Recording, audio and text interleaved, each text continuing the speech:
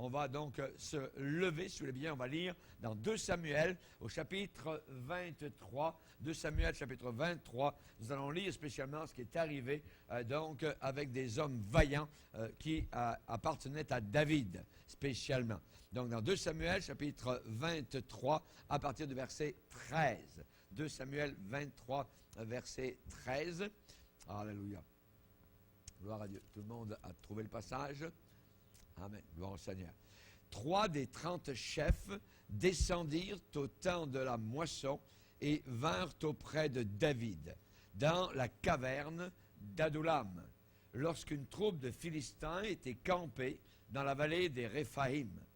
David était alors dans la forteresse et il y avait un poste de Philistins à Bethléem. David eut un désir et il dit, « Qui me fera boire de l'eau de la citerne qui est à la porte de Bethléem? » Alors, les 3 vaillants hommes passèrent au travers du camp des Philistins et puisèrent de l'eau de la citerne qui est à la porte de Bethléem. Ils l'apportèrent et la présentèrent à David. Mais il ne voulut pas la boire, et il la répandit devant l'Éternel. Il dit, « Loin de moi, ô Éternel, la pensée de faire cela. Boirai-je le sang de ces hommes qui sont allés au péril de leur vie? » Et il ne voulut pas la boire. Voilà ce que firent ces 3 vaillants hommes. Amen. Seigneur, nous te bénissons pour le courage, la vaillance, Seigneur. Nous avons besoin dans le temps actuel, dans l'époque dans laquelle nous sommes, de ta force, Seigneur, et que nous puissions trouver en toi, Seigneur, ce courage dont nous avons besoin. Nous n'avons rien en nous-mêmes. Toute force nous vient de toi. Nous sommes sans force, mais nous avons avec toi la puissance, Seigneur, car le Saint-Esprit est là. Et tu as dit, vous recevrez de la puissance, car le Saint-Esprit viendra sur vous et vous serez mes témoins. Nous te prions que nous puissions toujours être des témoins, être des lumières, Seigneur, dans ce monde qui est pervers et qui est bien obscur. Aide-nous, s'il te plaît, à faire des trouées, à faire des percées, des brèches dans le camp de l'ennemi, Père. Nous te le demandons dans le nom puissant de ton Fils bien-aimé, Jésus, notre Sauveur. Amen. Et tout le peuple dit Amen. Gloire à Dieu. Vous pouvez vous asseoir, frères et sœurs. Alléluia. Gloire à Dieu. Une trouée, une percée. En France, il y a... oui, ça marche, le micro fonctionne. En France, il y a un endroit qui s'appelle la percée de Belfort. La percée de la trouée de Belfort. C'est un endroit qui se trouve entre dans les Vosges et le Jura. Et c'était un endroit, donc, où les ennemis, à l'époque du Moyen-Âge, pouvaient facilement entrer, une sorte de vallée entre des montagnes, donc pour entrer et envahir donc la France. Et c'est là que Vauban, spécialement, donc, a placé toute une forteresse à l'époque. Ce soir, nous allons parler spécialement donc d'une trouée, d'une percée. Et je dirais que cela a toujours été une sorte de bannière, une sorte de drapeau pour les mouvements qui ont fait une grande avance dans le royaume du Seigneur.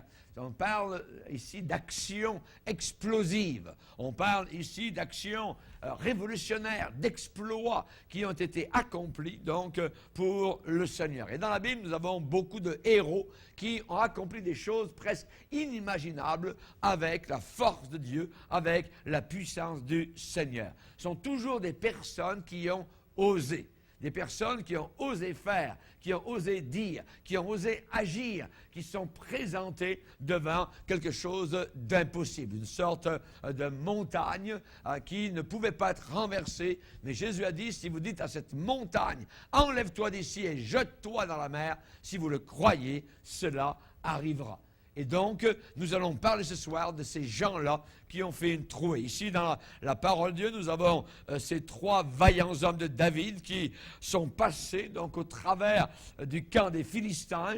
Ils ont croisé le fer avec des Philistins. Peut-être ils ont tué plusieurs ennemis pour arriver jusqu'à Bethléem. Pour faire quoi? Prendre de l'eau et la ramener spécialement aux lèvres de David. C'est quelque chose d'inimaginable. Et David n'a pas voulu la boire. Il dit, cette eau a coûté le sang, la vie de ces hommes-là qui sont passés au travers des ennemis à risque et péril. Et ils l'ont fait simplement parce qu'ils m'aimaient, parce qu'ils ont voulu apporter, je dirais, la solution au désir que j'avais à l'intérieur de mon cœur. La Bible dit, ton Dieu ordonne. Qu'est-ce que Dieu ordonne? Ton Dieu ordonne que tu sois puissant. Ce que Dieu désire, c'est que nous soyons forts, que nous soyons courageux, que nous soyons vaillants. Mais cela ne peut arriver que par la puissance du Saint-Esprit. Par nous-mêmes, nous n'avons pas d'énergie. L'humanisme ou l'homme en lui-même ne trouve pas une capacité donc de force ou de puissance. Nous sommes sans force.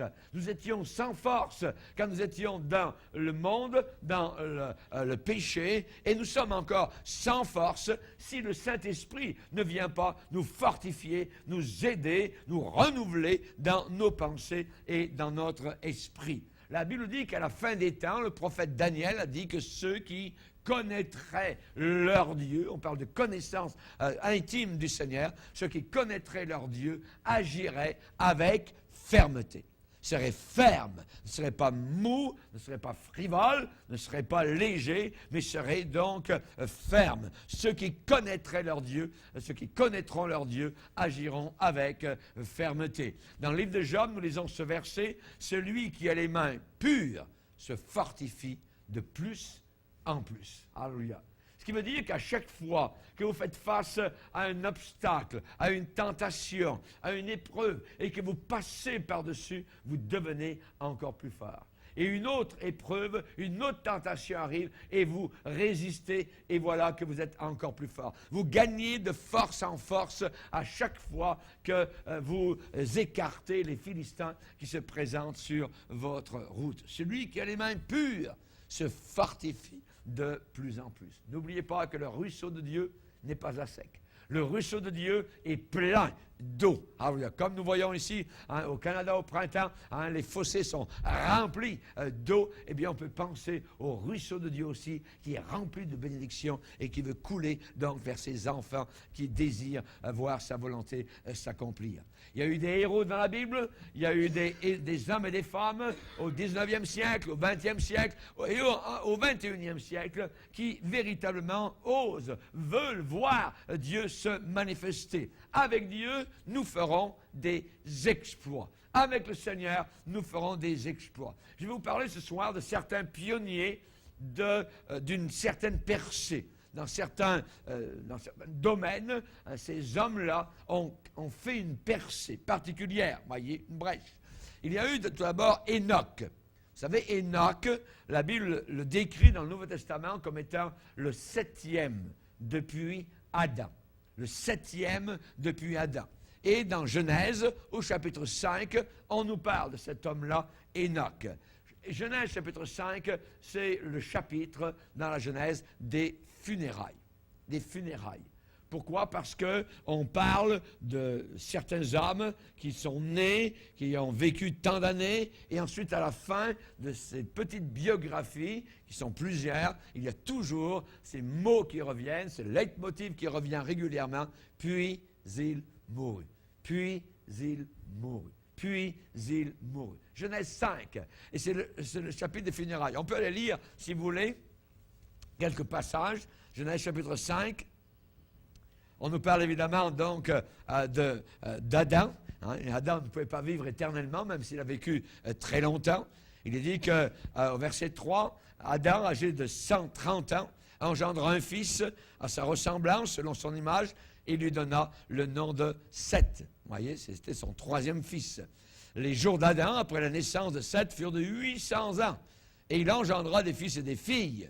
tous les jours qu'Adam vécut furent de 930 ans. C'est très, très nombreux comme jour, voyez. Mais il y a ces 3 petits mots, puis il mourut. Et ensuite, on voit avec 7 au verset 6, puis il mourut, au verset 8. Ensuite, Énoch, voyez, verset 9, âgé de 90 ans, engendra Kénan. Et ensuite, il dit au verset 11, tous les jours d'Énoch furent de 905 ans, puis il mourut. Ensuite, on parle de Kénan. Tous les jours de Kénan, verset 14, furent de 910 ans, puis il mourut. Mahalalel. Il est dit au verset 17, tous les jours de Mahalalel furent de 895 ans, puis il mourut. Jéred, verset 29, tous les jours de Jéred furent de 962 ans, puis il mourut.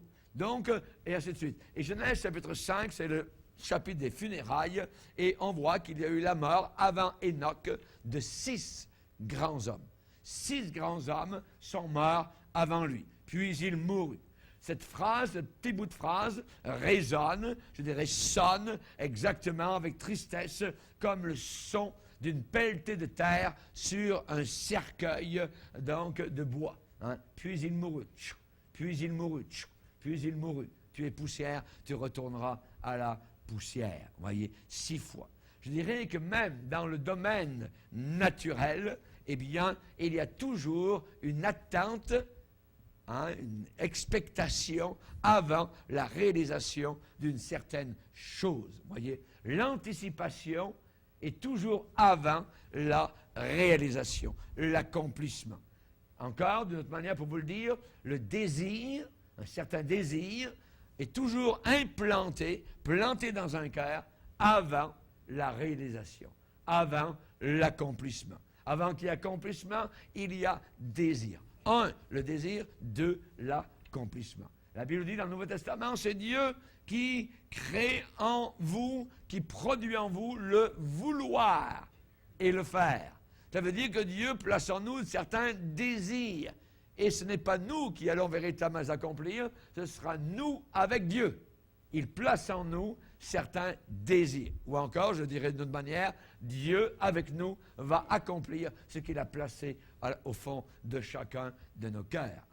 Et Enoch, eh bien, était un homme qui est arrivé, le 7e depuis Adam. Et Enoch, donc, regardait d'une certaine manière, eh bien, la sombre procession de la mort. Puis il mourut. Puis il mourut. Les gens vivaient longtemps, très longtemps, encore plus longtemps, mais un jour arrivait où il mourait. Puis il mourut, voyez. Et en voyant cela, en voyant cette procession de la mort, eh bien, Enoch a eu un désir. Quel désir? Il a eu le désir d'échapper. D'échapper à cette procession mortelle. D'échapper à la main squelettique du sombre moissonneur. Si je pouvais échapper à la mort. Il eut ce désir. Qui a placé en lui ce désir?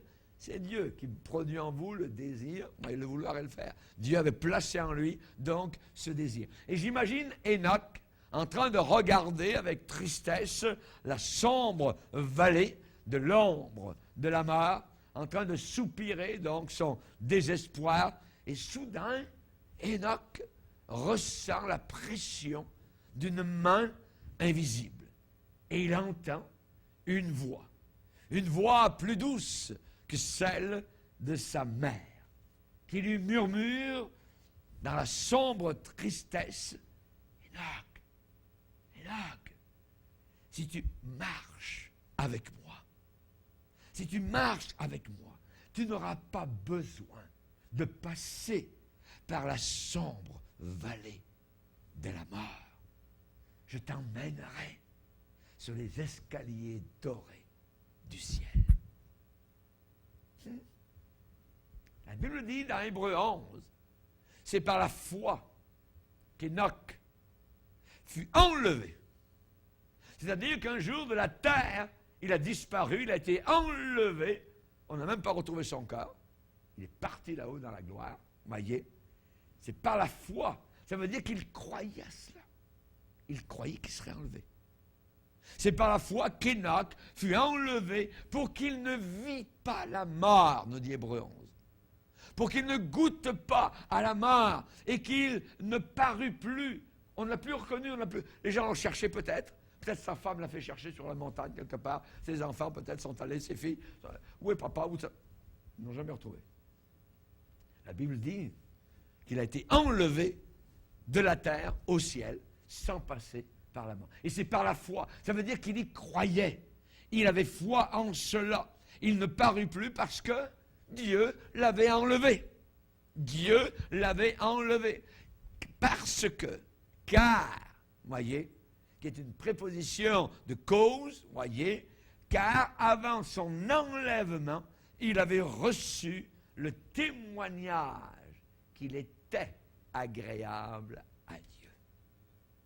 Avons-nous reçu ce témoignage dans notre cœur? Que nous sommes aujourd'hui agréables à Dieu. Alléluia. Le Saint-Esprit témoigne à notre esprit que nous sommes enfants de Dieu. Sommes-nous de bons enfants de Dieu? Sommes-nous agréables au Seigneur? Et nous l'avons chanté. Et ce que je n'arrive pas à comprendre, Seigneur, hein, c'est que je fais ta joie. Faisons-nous la joie du Seigneur, alléluia. Quand il nous regarde, quand il nous voit jour après jour, voyez, juste avant notre départ de la terre vers le ciel. Un jour, nous partirons, nous quitterons, que ce soit par la mort, même la mort n'existe plus. Jésus a dit, si quelqu'un croit en moi, il ne mourra jamais. Il ne mourra pas. Donc, il y a quelque chose qui a été enlevé. Voyez, l'aiguillon de la mort n'existe plus. La peur de la mort n'existe plus. Nous passons simplement d'une pièce à une autre. Alléluia. Gloire au Seigneur. Que Dieu soit glorifié. Il y a quelque temps, c'était la glace, c'était la neige, c'était le froid, c'était l'humidité. Et voilà, tout a changé. On se croirait dans un autre pays.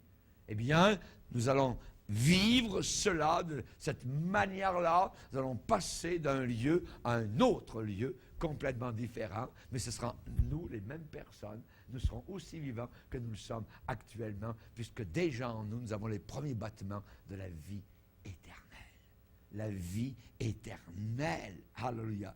Avant son enlèvement, Enoch avait reçu le témoignage qu'il était agréable à Dieu. Et avant son enlèvement, il dit que Enoch marchait avec Dieu.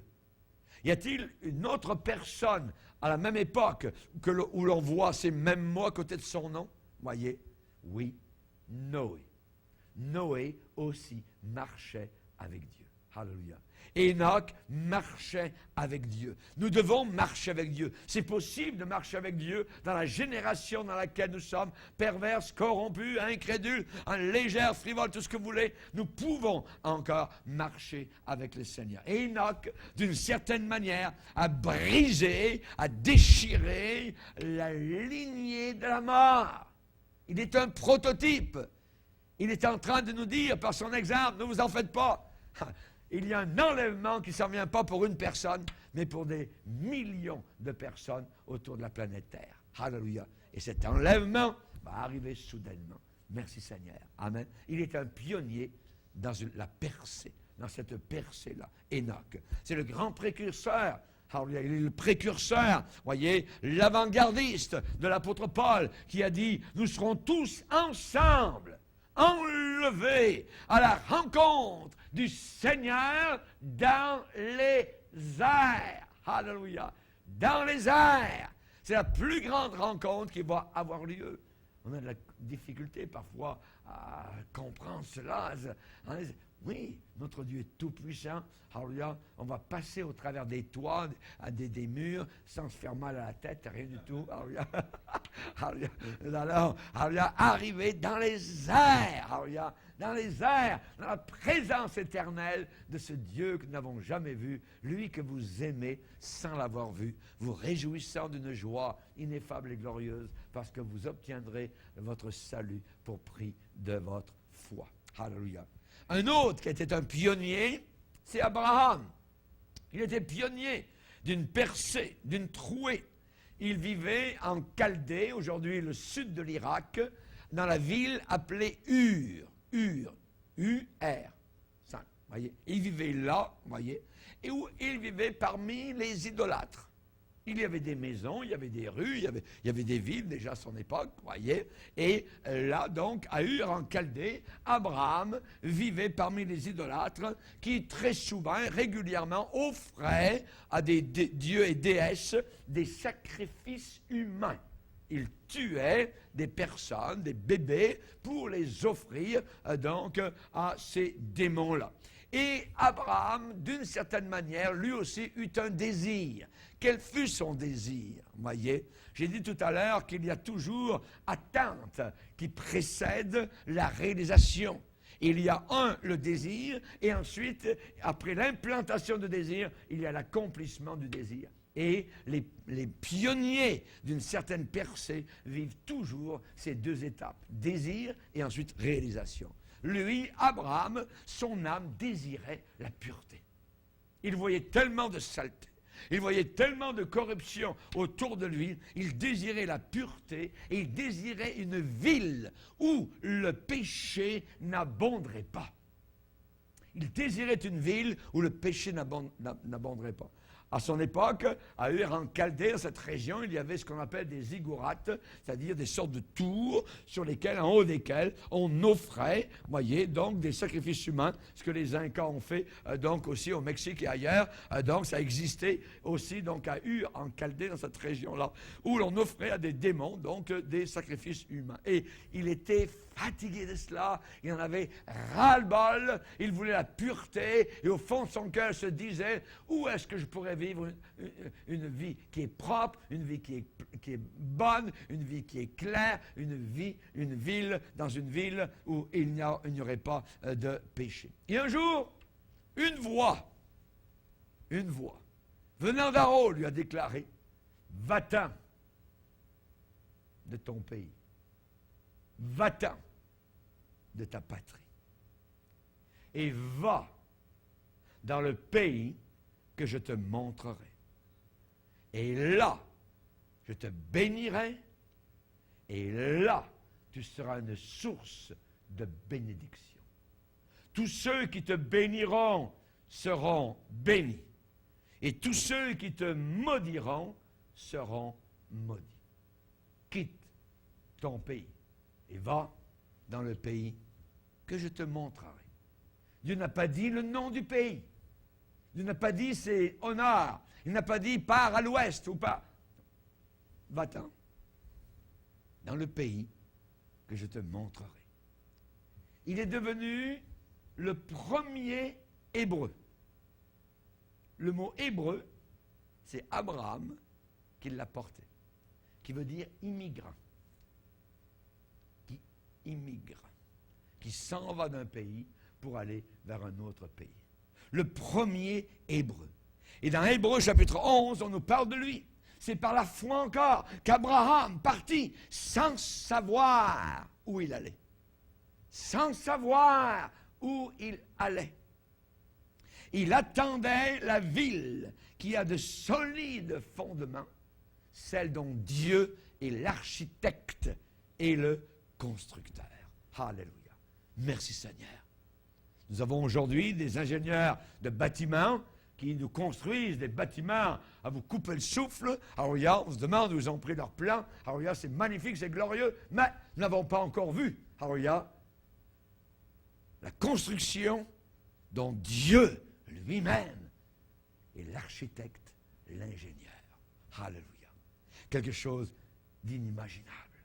Une ville qui part, alléluia, de à peu près le Québec ici, et dont une seule muraille s'en va jusqu'en Floride.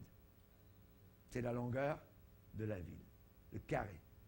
2200 km de long, 2200 km de large, 2200 km, on revient, un carré. Mais, ce qui est étonnant, comment ça peut se faire, on n'a jamais vu, c'est 2200 km de hauteur. Ça, c'est... on n'a jamais vu ça. Vous voyez? La plus haute tour, vous voyez, qui existe ici-bas sur cette terre, c'est il n'y a même pas 1 kilomètre de hauteur. Vous voyez? Elle est en Asie, dans la région de Singapour. C'est la plus haute tour que les hommes ont bâtie actuellement. Vous voyez? mais 2200 kilomètres de hauteur pour la ville céleste qu'Abraham attendait. Va-t'en ton pays, ta patrie, va dans le pays que je te montrerai. Alléluia. On voit qu'Abraham était malade du péché. Il voyait tellement autour de lui à Ur, en Chaldée, le péché qui abondait. Il était fatigué de l'idolâtrie. Il a laissé la vieille vie derrière. Il est devenu le pionnier de la lignée de la foi. La foi dans ce Dieu qui s'était révélé à son cœur. Il a été appelé le père de la foi. Je suis son fils. Je n'ai pas besoin d'être juif pour être fils d'Abraham. Nous sommes fils aussi, et Paul va l'expliquer dans l'Épître aux Romains, que même les gentils peuvent être fils d'Abraham. Si nous marchons par la foi comme lui, évidemment, a marché. Que Dieu soit glorifié. Amen. On sait que Jésus, un jour, a fait un miracle. Il a tellement été étonné parce que c'était un non-juif, c'était un centurion romain qui avait un serviteur malade, et Jésus a guéri ce malade à distance. Et quand Jésus a vu la foi de ce centurion, à ce moment-là, il a dit, je n'ai jamais vu une aussi grande foi, même en Israël. Et en plus, il a ajouté, et il en viendra du nord, du sud, de l'est et de l'ouest, et ils seront à table avec Abraham. À table avec Abraham dans le ciel. Alléluia. Abraham, alléluia, est le père de la foi. C'est le premier. C'est mon père. C'est votre père. Lisez bien sa biographie, son histoire. Suivez ses pas. Et vous allez vous retrouver à côté de lui dans la gloire, un jour à la table, en train de manger les mets succulents de la gloire éternelle. Alléluia. Merci Seigneur. Merci Seigneur. Moïse a été un pionnier aussi. Moïse, après l'expérience du buisson dans le désert, eh bien, il a brisé littéralement les barrières de l'esclavage et il a conduit son propre peuple dans la grande marche de libération, la grande marche d'émancipation. Il est un pionnier aussi. Nous avons David, qui a aussi été un pionnier. Un jour, imaginez, alors qu'il était jeune, il a apporté du fromage et du pain à ses frères qui étaient sur le champ de bataille. Son père lui avait dit, va porter un peu des sandwichs à tes frères qui sont là-bas à l'armée et qui combattent avec le roi Saül. Et donc David a fait ce travail-là, il est allé voir et il a rencontré ses frères, il a vu la bataille et il a vu aussi un géant Goliath. Un jour, il apporte du pain et du fromage à ses frères. Le lendemain, qu'est-ce qu'il fait? Il tue le géant Goliath. Oh! C'est un homme pionnier dans la percée de la foi. Si nous pouvions avoir la patience d'apporter le pain et le fromage, à ce moment-là, Dieu nous honorera et nous aidera à tuer quelques géants. Ayons la patience d'apporter le pain et le fromage. Si nous sommes fidèles dans les petites choses, alors il nous gardera fidèles dans les plus grandes. Amen. C'est Evie, cette chanteuse qui il y a environ une vingtaine d'années chantait au Seigneur, « Hold on a little longer ». Résiste encore un peu plus longtemps. Tiens bon encore un peu. Lâche pas. C'est pas le moment de lâcher. C'est ce qu'elle chante. Et c'est vrai. Pourquoi? Parce qu'il y a des géants qui vont être vaincus si nous continuons à persévérer dans le domaine de la foi. Apportons le pain et le fromage à nos frères et sœurs. Apportons le pain et le fromage à ceux qui combattent. Et nous allons, nous aussi, voir certains géants tomber. Merci Seigneur. Vous savez que David est un encouragement, spécialement pour les prédicateurs. Pourquoi? Parce que son onction ne venait pas de son assemblée. Son onction ne venait pas de sa congrégation. Voyez? Quelle sorte de congrégation avait David à cette époque-là? Eh bien, Saül, le pasteur, était rétrograde. Voyez? Et tous ceux qui formaient l'assemblée de Saül étaient des soldats qui tremblaient de peur. Voyez? Donc David ne prenait pas son onction à partir de Saül, à partir des autres qui avaient peur, qui n'osaient pas combattre Goliath. Mais son onction venait d'en haut, directement. Ne comptez pas sur les hommes, comptez sur le Seigneur. Accrochez-vous au Seigneur. Priez quand personne ne prie plus. Continuez à croire quand personne ne croit plus. Comme il est beau de croire, hallelujah, quand personne ne croit plus. Hallelujah. C'est merveilleux. Vous vous sentez tout seul, mais ce n'est pas grave. Dieu est avec vous. Hallelujah. Il n'y avait pas grand monde du temps d'Enoch. Il n'y avait pas grand monde du temps de Noé. Hallelujah. Mais le Seigneur est avec ces hommes, dans n'importe quelle génération, avec ces femmes qui continuent à croire. C'est Dieu lui-même qui a donné à David son onction pour trouer la peur, pour percer la crainte, pour trouer l'incrédulité et pour être un vainqueur pour le Seigneur. Alléluia. L'Éternel est ma lumière. Alléluia. Il a écrit, lisez avec moi dans le psaume 27, l'Éternel est ma lumière. Gloire au Seigneur. Et je pense peut-être quand il a écrit le psaume 27, il avait en arrière-plan dans ses pensées Goliath et sa venue sur le champ de bataille. Regardez psaume 27, verset 1er. L'Éternel est ma lumière et mon salut. De qui aurais-je crainte? L'Éternel est le soutien de ma vie. De qui aurais-je peur? Quand des méchants s'avancent contre moi pour dévorer ma chair, ce sont mes persécuteurs et mes ennemis qui chancellent et tombent. Si une armée se campait contre moi, imaginez, une armée contre un homme, oui. Si une armée se campait contre moi, mon cœur n'aurait aucune crainte. Si une guerre s'élevait contre moi, je serais malgré cela, en dépit de cela, plein de confiance. Alléluia. Plein de confiance, plein de foi dans le Seigneur. Merci Seigneur. Et nous avons lu au début, donc, tout à l'heure, ces 3 vaillants hommes de David. Hein. Comment, où ont-ils puisé leur courage? Eh bien, ils ont vu l'exemple de David. David lui-même était courageux. Et ils ont vu l'exemple de David qui avait beaucoup de courage. Et ils l'ont imité.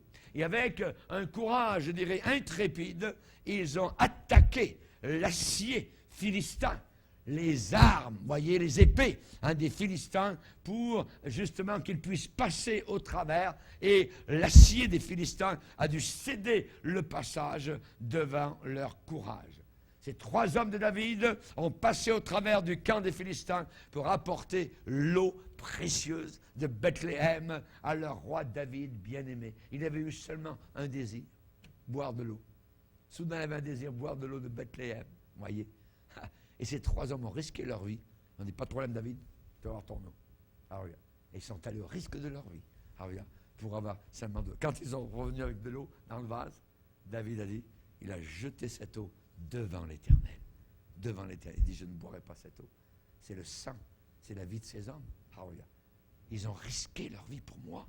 Quel amour ils ont pour moi. Alléluia. Que Dieu soit glorifié. Courage intrépide. Ne chancelons pas, frères et sœurs. Amen. Ne nous laissons pas intimider par les avances impitoyables de l'ennemi, l'accusateur, les avances impitoyables, cruelles, implacables de Satan qui veut toujours nous décourager. Ne nous laissons jamais submerger ni écraser par les forces sinistres du péché autour de nous. N'oublions jamais, celui qui voudra sauver sa vie la perdra.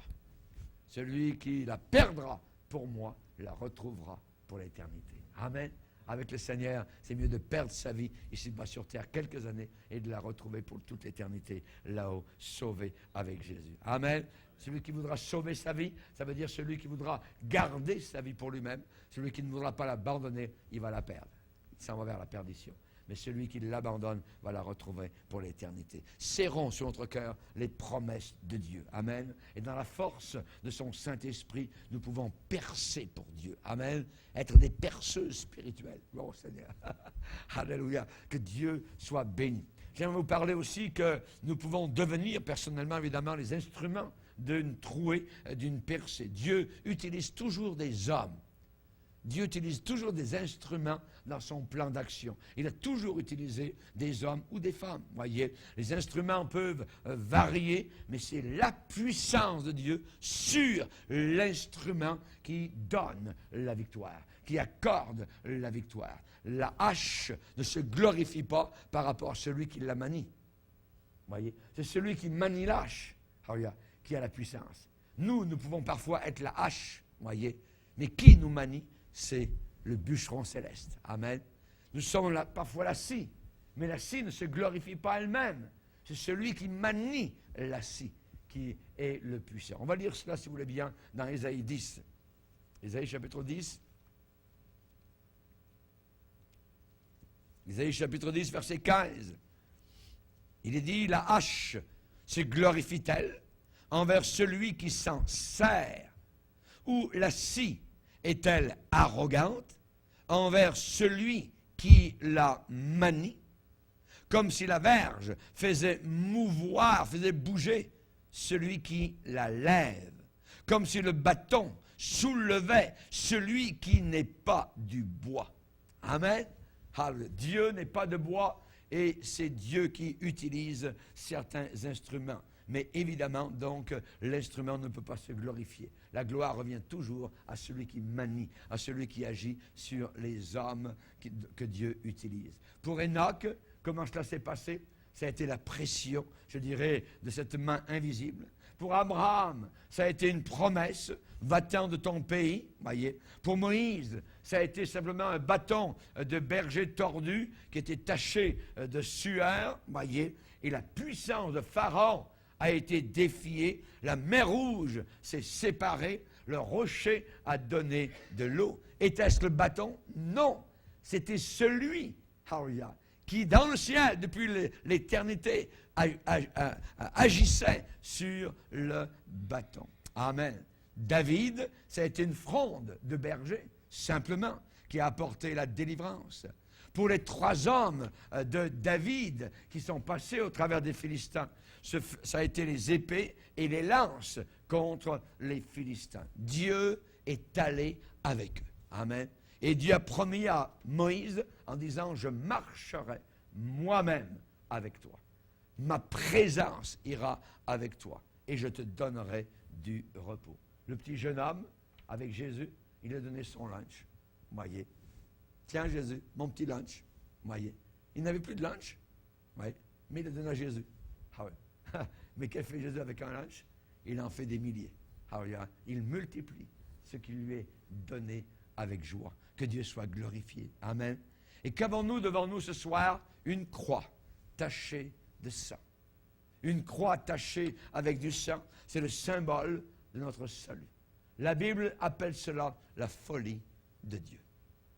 La folie de Dieu. Un amour fou pour chacun d'entre nous. La croix était un gibet qui était élevé par l'homme, mais lorsque ces 2 morceaux de bois croisés ont été envahis par la puissance de Dieu, c'est devenu notre salut. Nous nous glorifions maintenant dans la croix du Sauveur Jésus-Christ. C'est merveilleux. Amen. La parole de Dieu dit, celui qui fera la brèche montera devant eux. Celui qui fera la brèche montera devant eux. C'est le Seigneur qui est monté devant nous. Il a fait la brèche dans le péché. Il a fait la brèche dans la muraille. Alors il y a du mal. Gloire au Seigneur. Il l'a vaincu. Que celui qui se glorifie de me connaître. Moi qui suis le Sauveur, dit le Seigneur. Ceux-ci s'appuient sur leurs chars, ceux-là s'appuient sur leurs chevaux. Nous invoquons le nom du Seigneur. Eux, ils plient et ils tombent. Nous demeurons fermes. Alléluia. Merci Seigneur. Que Dieu soit glorifié. Évidemment, notre but comme Église, c'est de gagner les perdus. Gagner les perdus, c'est notre but. Aujourd'hui, on voit les gens qui dépensent des millions de dollars pour la bonne aventure. Ils dépensent des millions de dollars pour les plaisirs. On sait qu'ils aimeront les plaisirs plus que Dieu. Ils dépensent pour les boissons, pour même des décorations inimaginables de Noël. Voyez, nous devons nous dépenser pour le Seigneur. Nous devons être à notre affaire. Dieu a dit à Gédéon, va avec la force que tu as. Jésus-Christ a dit, allez dans le monde entier, prêchez la bonne nouvelle. Celui qui croira sera sauvé. Celui qui ne croira pas sera condamné. Jérémie, tu iras vers tous ceux auprès de qui je t'enverrai et tu leur diras tout ce que je t'ordonnerai. Alléluia. Merci Seigneur. Que notre but soit de nous consacrer totalement, nos forces, nos énergies, nos finances, notre sueur, notre capacité dans le programme éternel de Dieu dans ces derniers jours. Alléluia. Merci Seigneur. Savez-vous que les pionniers consacrés, eh bien, arrivent toujours à leur but. Ils arrivent à leur but de foi. Ils atteignent. Enoch se désire. Est-ce qu'il l'a atteint? Oui. Il a atteint son but. Il a été enlevé dans le ciel. Abraham attend d'être une ville. Est-ce qu'il a atteint ce but? La Bible nous déclare que possiblement c'est lui qui est le maire de la Nouvelle Jérusalem. Alléluia. Pourquoi? Parce que dans Luc chapitre 16, on nous parle qu'il a trouvé cette ville-là et qu'elle est appelée le paradis ou encore le sein d'Abraham. Le sein d'Abraham, décrit dans Luc chapitre 16. Alléluia. Moïse a-t-il accompli, réalisé son but de foi? Et oui, il est sorti avec Israël émancipé, libéré, et il a chanté son merveilleux cantique avec sa sœur de l'autre côté donc de la mer qui s'est refermée sur les Égyptiens. David a réalisé son but quand la chute de Goliath a signalé sa victoire. Tout le monde s'est mis à chanter, à louer le Seigneur. Les 3 vaillants hommes de David sont revenus pour poser l'eau précieuse du puits de Bethléem sur les lèvres de leur roi. Ils l'ont apportée et la Bible dit qu'ils la présentèrent à David. Alléluia. Ils ont réussi. Jésus-Christ a-t-il réussi? Lui qui a percé certainement. La Bible dit et prophétise, à cause du travail de son âme, il rassasiera ses regards. Il va nous voir, il va être satisfait, il va rassasier ses regards, il va nous voir arriver, il va venir nous chercher, il ne nous laissera jamais sur cette terre avec l'Antéchrist. Alléluia! Nous allons être enlevés à ces 4 matins dans la présence du Seigneur Jésus-Christ. Alléluia! Merci Seigneur. Peut-être ce soir, dans la gloire. Peut-être ce soir, dans la gloire. Alléluia! Je ne le sais pas. Mais ça peut arriver à chaque instant de chacune de nos vies. On peut être en train de retourner à la maison, on peut être en train de partir au travail, en train de prendre le café le matin, on peut être en train de se coucher, de mettre nos têtes sur l'oreiller pour la nuit. Toc, l'enlèvement va arriver. N'oubliez jamais de 2 personnes, l'une dans un lit, sera enlevé, l'autre laissé. De 2 personnes au travail, l'un sera enlevé, l'autre laissé. Dieu connaît ceux qui sont à lui. Il connaît ceux qui lui appartiennent. Amen. Sa mort au calvaire n'a pas été en vain. Ça a été la libération de millions de rachetés, alléluia, gloire au Seigneur, qui ont été sauvés de la puissance du péché, sauvés de la culpabilité du péché. Nous n'avons même plus conscience de nos propres péchés. Notre conscience a été purifiée des œuvres mortes. Et la Bible appelle cela dans Hébreux 9 une rédemption éternelle. Il a obtenu pour nous une rédemption éternelle. Que Dieu soit béni. Seigneur, nous voulons te glorifier ce soir. Alléluia. Nous te remercions, Seigneur, pour ces exemples, Seigneur, qui sont passés ce soir sous nos regards. Nous te bénissons pour le Saint-Esprit qui les a rendus vivants. Nous te demandons, s'il te plaît, Père, dans ta grâce, de faire de nous des pionniers, Seigneur, que nous puissions continuer à aller de l'avant, que nous puissions planter le drapeau de l'Évangile, de la croix, alléluia, dans des milieux, Seigneur Jésus, qui encore n'ont pas entendu, que nous puissions aller de l'avant, Seigneur, que nous puissions glorifier ton nom merveilleux et puissant, que nous puissions te servir dans toute l'énergie que tu nous communiques par ton Saint-Esprit. Bientôt, très bientôt, Seigneur, comme Enoch a été enlevé, Seigneur, eh bien, nous voulons faire partie, non pas des vierges folles, mais des vierges sages, qui monteront dans la gloire éternelle, jusque dans la présence du Père. Nous te demandons, Seigneur Jésus, que nous puissions y consacrer tout le reste de notre vie, sachant que l'éternité est à nos portes. Au nom de Jésus, Amen. Et tout le peuple dit, Amen. Gloire au